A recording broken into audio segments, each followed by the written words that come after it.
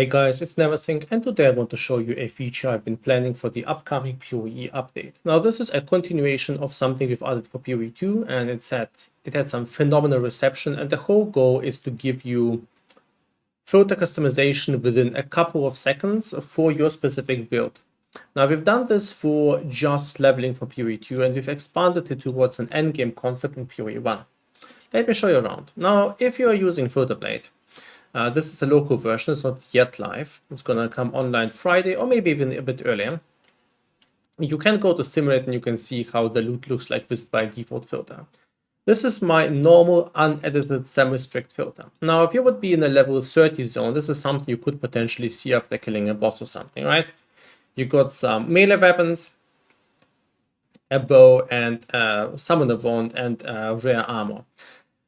Now, let's say you're gonna play Archer, right? It's a pretty solid choice. If you're leveling a Wonder, you might want to start as an Archer as well if you're playing some sort of Deadeye variation. So what you can do then, you can click and auto adjust for build. And now we're going to click campaign. So you have two options and each of them is separate. So if you want to set up both options, you need to click the button twice and set it up twice, right? So we're going to go with campaign. And now you can choose an archetype, but you can also set it up to whatever you want. So these archetypes are just setting collections. There's nothing unique about them. So you can just click these options together yourself. It's going to be the same as clicking any archetype. You'll receive whatever you clicked, right? So if you click on bow ranger, you'll see bows and quivers, and you can also see these evasion armor, suppression types, and you will see some vendor rares as well. These are the same for all settings. Now, if I would be, for instance, playing wands, I could set it to this, right?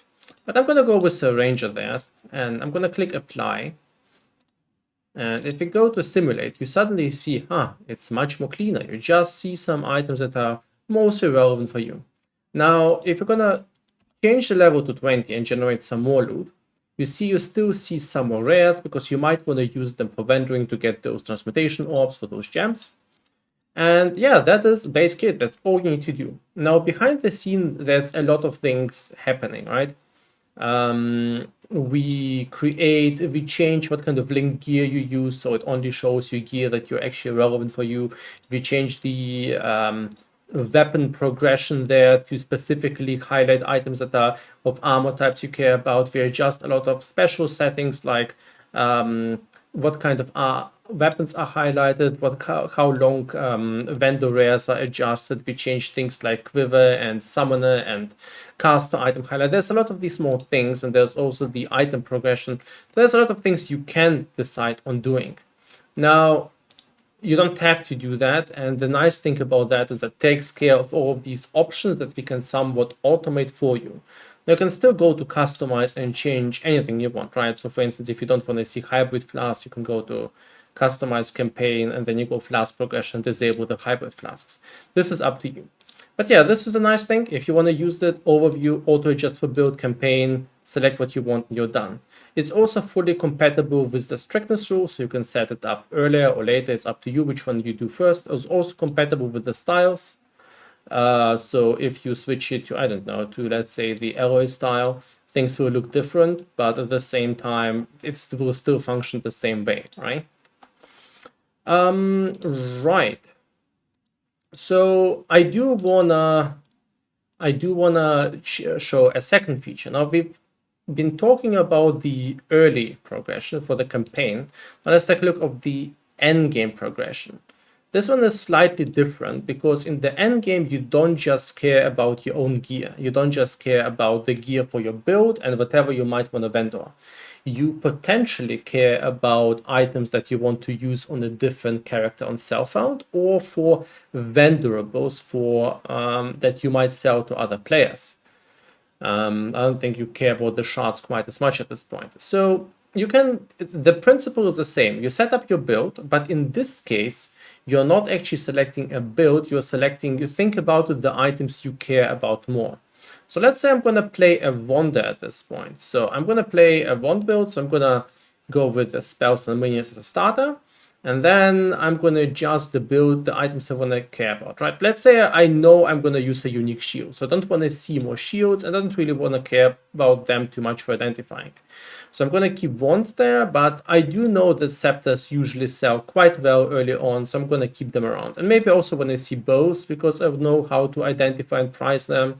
So, and maybe also when I see suppression armors there, because these do sell well. So you can do like a couple of these adjustments until you feel happy. And now you will only see items that are for your build that you want to sell, or, well, other things. Now, you might want to see some of the other items as well. And we have some other options for that. Now, keep in mind, these options are still, they don't have the graphics yet. I'm still renaming them, customizing them. Things might change a bit.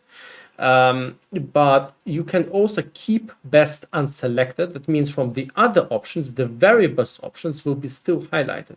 You can also tell that the items you've selected will be highlighted more, or you can decide that the items that you did not select that are not also that decently good will reduce their rank instead of being hidden. That means the items you care about will be highlighted more, the other items will be highlighted less. Now I'm going to recommend to go with these settings, and also you can decide what this adjusts. So by default, the endgame setting adjusts rares, crafting bases, which can be normal, magic, rare, or veiled items. You can also make it adjust fractured items, but I'm a bit cautious about it. I wouldn't touch that. But this already is a very good thing for your endgame starter, no matter if it's for softcore or hardcore or self-found. I think it's quite nice. So if I click that, if we go to simulate, and we're going to simulate a level 70 area, I'm going to generate some loot there. We see, oh, there's the wand, right? We care about that. We care about rare boots. These always movement speed cells well at the start. Onyx amulet, potentially a good helmet because we kept those. Okay, the belt, and you see a lot of items are being hidden that are just not really irrelevant or that you did not select. So I feel like this is a really nice way for you to start all the customization. Of course, you should still pair it up with other features, right? So at some point you might want to go to customize. You then go to, let's say, currency items, and you don't care about, I don't know, low tier currencies, disable them. And you don't care about, I don't know, low tier uniques, disable them here. So there's a lot of things you can still do, and it just kind of is put on top. You can also still change all of the tiering. Now, behind the scenes, what the endgame customization does, it works exclusively with these lists. So these are these base type lists where you can basically tier what item goes into that tier. It's basically your typical tier list, just put on the side. So this is the best rank, this is the second rank, and so forth. The best rank is usually reserved for like exclusive items like necrotic armors. And behind the scenes, what we do is we only modify these base type matrices, this tiering.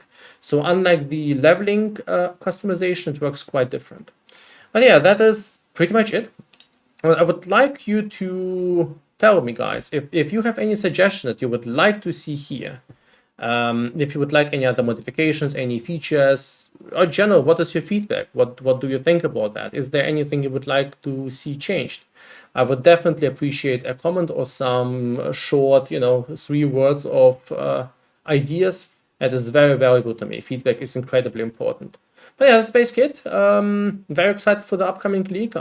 Breach was a very cool league, and I'm very excited to see what GG has cooked up. Right, there might be some more videos or updates or Twitter updates over the next days. We'll see. Thank you for watching. Happy hunting. I hope you have a great new league. Yeah, see you next time. Bye.